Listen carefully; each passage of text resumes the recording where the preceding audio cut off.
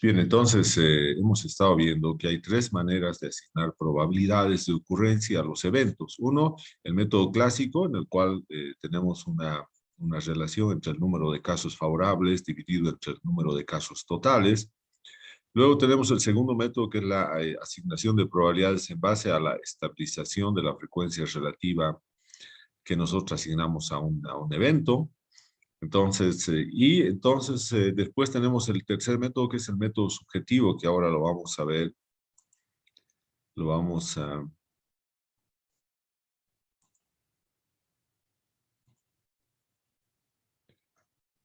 Bien, entonces, hemos estado indicando que nosotros vamos a tener entonces la definición de frecuencia relativa, un poco para que podamos ver, ¿no? Eh, entonces, acá nosotros, por ejemplo, quisiéramos encontrar, ¿no? Encontrar cuál sería, por ejemplo, la presencia, por ejemplo, de un microorganismo en muestras de agua, ¿no? Entonces, ahí nosotros podemos ir viendo y podemos primeramente sacar un número de muestras de agua, ir aumentando y ver si esa frecuencia relativa, ¿no? De la presencia de ese microorganismo en particular va aumentando, ¿no? Y si va aumentando a medida que vayamos teniendo más puntos de muestreo a lo largo del río, entonces eso significa que vamos en algún momento a ver que la frecuencia relativa se va a ir estabilizando. Y entonces, una vez que se estabilice esa frecuencia relativa, esa proporción es la que le vamos a asignar como probabilidad, ¿no? A la presencia de ese microorganismo, ¿no? Entonces, esa es una manera de asignar probabilidades, ¿no? Y por lo tanto, si ese experimento repetimos n veces, y n veces significa el tamaño de la muestra, ¿no? Entonces vamos a tener un tamaño de la muestra igual a n, bajo las mismas condiciones, y nb de los resultados son favorables a un atributo b. Entonces vamos a decir el límite de esa fracción entre el número de casos favorables sobre los totales, conforme este valor de n, el tamaño de la muestra, cada vez se vaya haciendo más grande, va a hacer que tengamos un límite, ¿no? Los límites nos permiten ver los puntos de estabilización de esa fracción y por lo tanto esa línea de estabilización va a representar la probabilidad de ese atributo, ¿no? Que puede ser, por ejemplo, en el caso de las muestras de agua, la presencia de un microorganismo, ¿no? De varios microorganismos, nosotros podemos ver específicamente un microorganismo ahí, ¿no? O podemos ver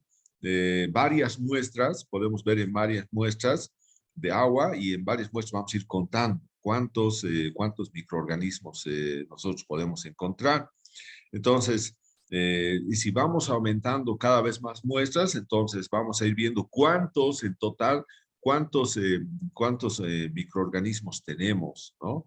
Específicamente. Entonces, de esa manera podemos hacer la asignación de la probabilidad. Otro aspecto importante es la interpretación subjetiva de la probabilidad. ¿Y esto qué significa?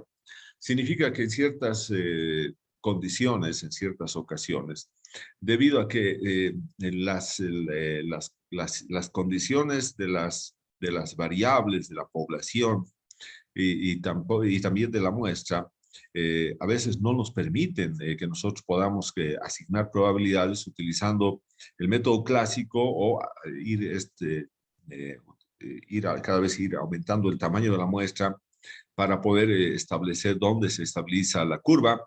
Entonces, a veces no podemos realizar este tipo de asignación de probabilidades porque muchos fenómenos no se prestan para la repetición, ¿no? Eh, Especialmente esto va a ocurrir con ciertas variables, pero sin embargo nosotros necesitamos asignarle una probabilidad de ocurrencia a ese suceso, ¿no? Y entonces, ¿qué vamos a hacer?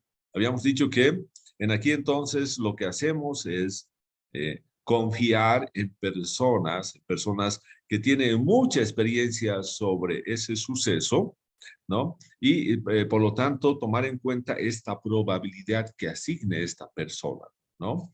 Entonces, por ejemplo, En el caso por ejemplo, si nosotros estamos haciendo un estudio de bosques, por ejemplo, de regeneración natural del bosque, y nos interesa una especie X, entonces vamos a tener ahí, por ejemplo, diferentes parcelas.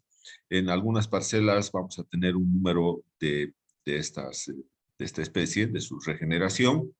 Si vamos a otra especie, vamos a tener otro número, etcétera. Entonces, si nosotros tenemos n parcelas, entonces podemos ir aumentando y podemos tener esa curva, pero muchas veces eso es sumamente complicado, ¿no? Entonces, muchas veces nosotros requerimos ya nomás asignarle una probabilidad de ocurrencia. Y entonces, en ese caso, podemos confiar en la experiencia de ciertos expertos, de gente que conoce muy bien las condiciones de regeneración de ese bosque, que nos podrían decir a priori cuál sería la probabilidad que podamos asignar a la regeneración de esa especie, ¿no? Entonces, eso es importante. Podemos decir, entonces, la probabilidad de regeneración de esta especie es de un 10%, 20%, ¿no? Entonces, ¿de dónde vamos a obtener esa probabilidad? De una persona, ¿no? Que tenga mucha experiencia y que nos puede indicar cuál es eh, cuál sería la probabilidad que le podría asignar a ese evento, ¿no? Por ejemplo, si nosotros decimos, en el caso del bosque, la presencia de termitas en la plantación, vamos a suponer que estamos hablando de una plantación forestal y estamos hablando de la presencia de termitas, entonces podemos preguntar a una persona que conoce muy bien el área, conoce muy bien el manejo de la plantación, y podríamos decirle cuánto sería la probabilidad que él asignaría a la presencia de las termitas, ¿no? Entonces él podría decir, de acuerdo a su experiencia, yo creo que la probabilidad de que ocurra, de que tengamos la presencia de las termitas es de un 20%, 25%. Entonces estamos asignando probabilidades a priori, en forma subjetiva, basándonos en la experiencia, ¿no? En la experiencia que tienen estas personas, ¿no? Entonces, eso también es importante, ¿no? Hay muchos aspectos que nosotros, en el caso también de ambiental, podríamos recurrir a una asignación a priori de una probabilidad, de la probabilidad de un suceso, de un evento, confiando en la experiencia de ciertas personas que conocen muy bien, ¿no? El comportamiento de la variable con la cual estamos trabajando. Por lo tanto, esa persona puede asignar con su experiencia, con la vivencia que ha tenido en ese entorno, entonces puede asignar eh, una, una, una probabilidad de ocurrencia para ese evento, ¿no? Entonces, en resumen, tenemos tres maneras de asignar probabilidades: el método clásico, el método de la frecuencia relativa y el método de la asignación subjetiva de probabilidades o de asignación a priori de probabilidades, ¿no? Entonces, eso también es sumamente importante. Bien, dentro de lo que es ya los conceptos básicos, los aspectos básicos de probabilidades, podemos hablar de conjuntos y álgebra. Ustedes saben, en álgebra lo que hacemos es sumar, restar, dividir, etcétera. Y también sabemos que es un conjunto. Hemos visto en colegio, ¿no? Los subconjuntos, los subconjuntos, la pertenencia de un elemento a un conjunto, la no pertenencia, el complemento de un conjunto, etcétera.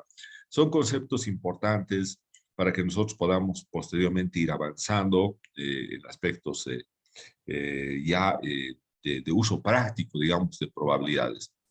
Entonces, ¿qué es un conjunto? El conjunto es cualquier colección de conceptos o de objetos perfectamente especificada. Por ejemplo, podemos tener un conjunto de árboles que están en un determinado lugar y en un determinado periodo de tiempo, ¿no? Por ejemplo, las especies, podemos hablar de las especies del bosque experimental Elías Meneses, que está en el Choré.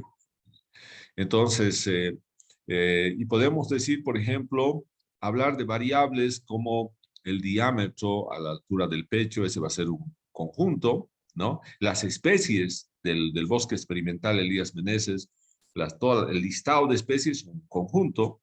Todos los diámetros de todos los árboles, de todos los árboles que están en el bosque experimental Elías Meneses, todos esos también es un conjunto, también es un conjunto todas las mediciones de las alturas totales del bosque experimental.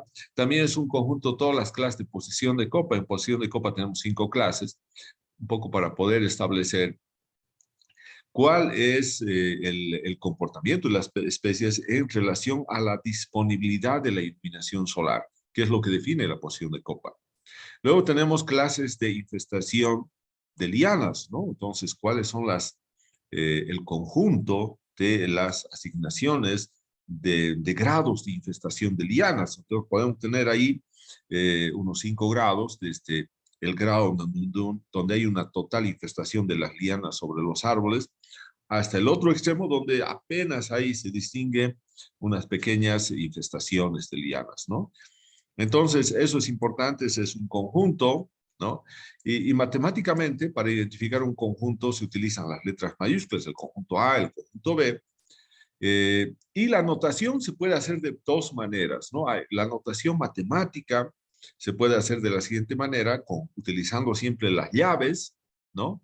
Entonces, A podemos decir es un conjunto de la clase 1, la clase 2 y la clase 3. Entonces, ahí estamos colocando los elementos muestrales en esta primera manera de realizar, de poder escribir un conjunto, pero también podemos hacerlo en una forma más simplificada.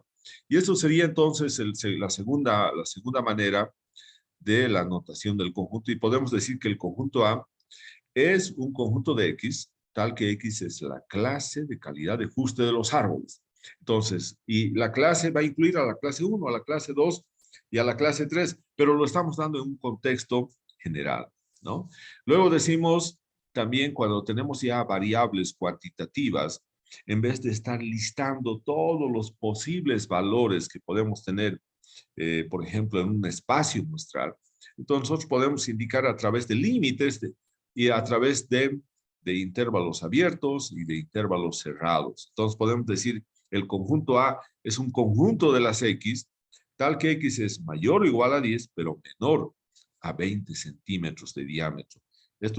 Nosotros hacemos el intervalo para no listar todos los elementos, porque la cantidad de elementos que pueden estar en ese intervalo es sumamente grande, por ser una variable continua, ¿no? Entonces, sea un conjunto cualquiera, y para indicar que un elemento pertenece al conjunto A, se utiliza el símbolo, ese es un símbolo parecido a la E, ¿no? Y para indicar que ese elemento no pertenece al conjunto A, utilizamos el símbolo E, pero con una raya, con una línea diagonal, ¿no? Entonces, por ejemplo, acá, si nosotros decimos que el conjunto A va a ser el conjunto de todas las mediciones del diámetro X, tal que X es mayor o igual a 10, pero menor a 20, ¿no? Entonces, acá tenemos ahí un intervalo, ¿no? El intervalo de la izquierda es un intervalo cerrado y el de la derecha es un intervalo abierto. O también podemos tener el otro conjunto, el conjunto de las X, tal que X es mayor o igual a 20, pero menor a 30. Entonces, acá los eventos o los sucesos A y B son mutuamente excluyentes porque no tenemos ningún valor que pertenezca a ambos conjuntos. Nosotros podemos ver, por ejemplo, acá, que si bien el 20 está presente tanto en el conjunto A como en el conjunto B, pero en el conjunto A dice X menores, ¿no? Menores a 20, no incluye al 20. En cambio, B, el conjunto B, sí lo incluye al 20 porque decimos que es un conjunto de X, tal que X es mayor o igual que 20, pero menor que 30. Entonces decimos 15, por ejemplo, el valor de 15, un diámetro de 15 centímetros pertenece al conjunto A, porque está entre 10 y 20. El 25, un árbol que tenga un diámetro de 25, no va a pertenecer al conjunto A, ¿no? No pertenece al conjunto A, eh, pero sí el 25 va a pertenecer al conjunto B. Entonces decimos el 25 pertenece al conjunto B. Pero si decimos el 20 no pertenece al conjunto A, solamente el 20 pertenece al conjunto B. Y el otro extremo que tenemos, el 30, ¿no? El 30 no pertenece tampoco ni a ninguno de los dos conjuntos, ni al conjunto A ni al conjunto B. Entonces estamos viendo ahí cada uno de esos elementos muestrales que tiene ese conjunto, cómo podemos representarlos matemáticamente o simbológicamente de acuerdo a su pertenencia o no pertenencia a un determinado conjunto, ¿no? Entonces, acá vamos a tener algunos conceptos como igualdad de conjuntos, como qué son los subconjuntos, y en la igualdad de conjuntos nosotros tenemos la siguiente definición. Sean dos conjuntos A y B, son iguales solamente si tienen los mismos elementos, ¿no? Entonces nosotros podemos decir que entre estos dos conjuntos hay una igualdad, pero siempre y cuando los dos tengan los mismos elementos. Entonces decimos que A es igual a B, y en caso contrario, cuando no tengan los mismos elementos estos conjuntos A y B, entonces decimos que A es diferente, el conjunto A es diferente del conjunto B, ¿no? Ahora, luego también tenemos otro aspecto importante que son los subconjuntos, y este término de subconjunto está relacionado a lo que es una muestra representativa. Entonces decimos, por ejemplo, sean A y B dos conjuntos. Si todo elemento de A es también un elemento de B, ¿no? Se dice que A es un subconjunto de B y su notación va a ser A subconjunto de B. La notación de subconjunto es una C, pero más alargada, ¿no? De otra manera, decimos que A no es un subconjunto, no es un subconjunto de B, ¿no? Solamente van a ser iguales, ¿no? Cuando tengan ambos conjuntos A y B los mismos elementos, Entonces, eso no ocurre ahí. Entonces también decimos si A es un subconjunto de B y B es un subconjunto A, entonces eso significa que el conjunto A es igual al conjunto B. Otra notación importante es que si A, el suceso A, es un subconjunto de B, pero A es diferente de B, ¿no? Y por lo tanto decimos en ese caso que A es un subconjunto propio de B, ¿no?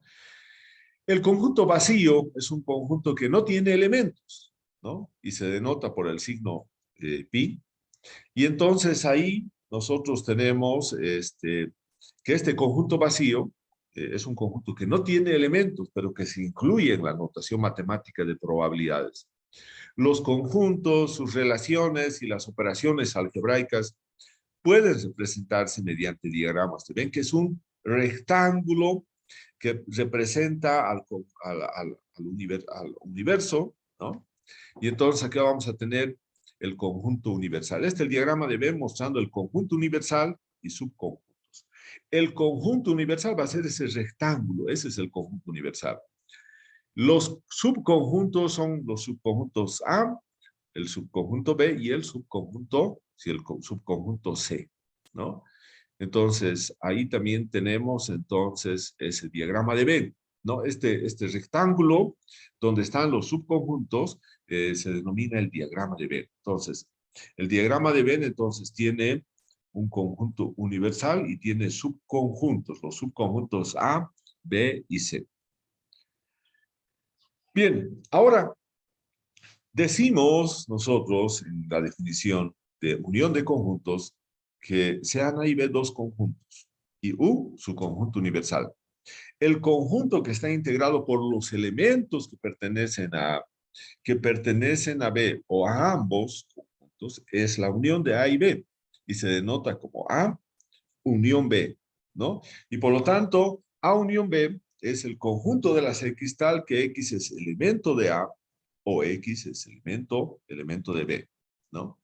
Entonces acá vamos a tener algunos resultados que son consecuencia de la definición de la unión entre dos conjuntos. Por ejemplo, acá tenemos que la unión, ¿no? Aquí tenemos la unión de A con B, ¿no? La unión de A con B es un subconjunto del conjunto universal. Eso es verdadero porque el subconjunto universal es este rectángulo. Por lo tanto, A unión B, que sería toda esta área, es un subconjunto del conjunto universal. Luego, A unión conjunto universal va a ser el mismo conjunto universal porque no tenemos algún otro conjunto más grande para analizar probabilidades. También podemos decir que el conjunto A, ¿no? Si nosotros vemos el conjunto A, unión un conjunto vacío, entonces va a ser al mismo conjunto A, porque el conjunto vacío no tiene elementos. Y finalmente, otra propiedad importante de probabilidades es que si A es unión con B, B también va a estar con unión con A, ¿no? Bien, entonces ahí tenemos esos, la intersección de dos conjuntos. En matemáticas y en esta parte de probabilidades es importante la definición y el uso de conjuntos, ¿no? Por ejemplo, acá tenemos A y B, son dos subconjuntos, y U es su conjunto universal, el rectángulo. El conjunto que está integrado por los elementos que pertenecen a ambos, que serían los que están en la parte central, ¿no? Los que están en la parte central y son los que se denomina A intersección B, ¿no? Eh, entonces, sean A y B dos conjuntos y U su conjunto universal. El conjunto que está integrado por los elementos que pertenecen a ambos conjuntos es la intersección y se denota como A intersección B, que está también acá denotado, ¿no? Es esta, de acá la intersección. Entonces, A intersección B es el conjunto de las X, tal que X es elemento de A y X es elemento de B, ¿no? Bien, entonces eso también es importante que se pueda mencionar. Luego, si dos conjuntos no tienen elementos en común, como acá vemos dentro del diagrama de Venn, tenemos esos dos subconjuntos, pero no están unidos. Entonces, no, porque no tienen elementos en común estos dos conjuntos A y B, y luego la intersección no tiene elementos, no hay elementos en la intersección, por lo tanto, esa intersección es un conjunto vacío también, ¿no? Eso es importante que se pueda mencionar. Bien, aquí tenemos ahora unos ejemplos de cómo nosotros podemos entender lo que es intersección, lo que es unión. Fíjense, nosotros tenemos dos conjuntos, el conjunto A y el conjunto B, y nuestro experimento consiste en lanzar un dado, ¿no?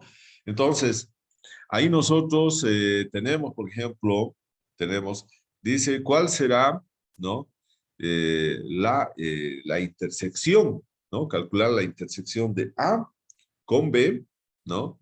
Y nosotros vemos ahora que el conjunto A tiene los valores 2, 4, 6 y el conjunto B tiene los valores 3, 6. Entonces, el conjunto intersecto es el elemento muestral igual a 6, ¿no? Que comparte, tanto es parte del conjunto A, pero también es parte del conjunto B.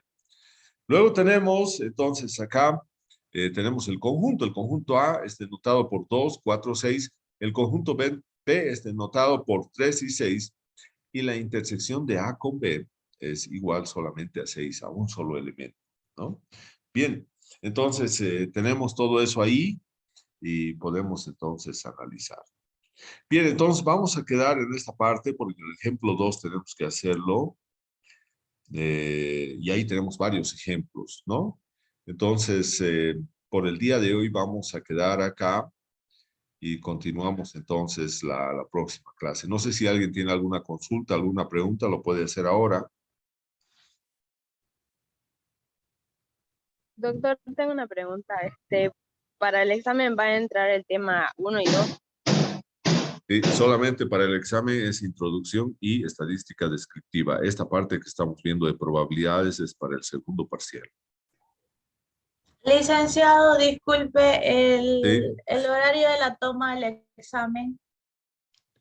El horario, lo vamos a hacer para no tener problemas, eso de que no tienen otras cosas de hacer, el día miércoles a las 11:30. Ese es el horario que tenemos en el sistema y lo vamos a respetar el día miércoles a las 11:30. En Vallecito, no se olviden. ¿Alguna otra pregunta? Licenciado, disculpe, no sé si mis compañeros pasa que no sé si lo puede hacer a las 12, si no es No, mucha no, es que no molestia. podemos modificar. Es que si no vamos a tener problemas. Cuanto más tiempo tengan, mejor.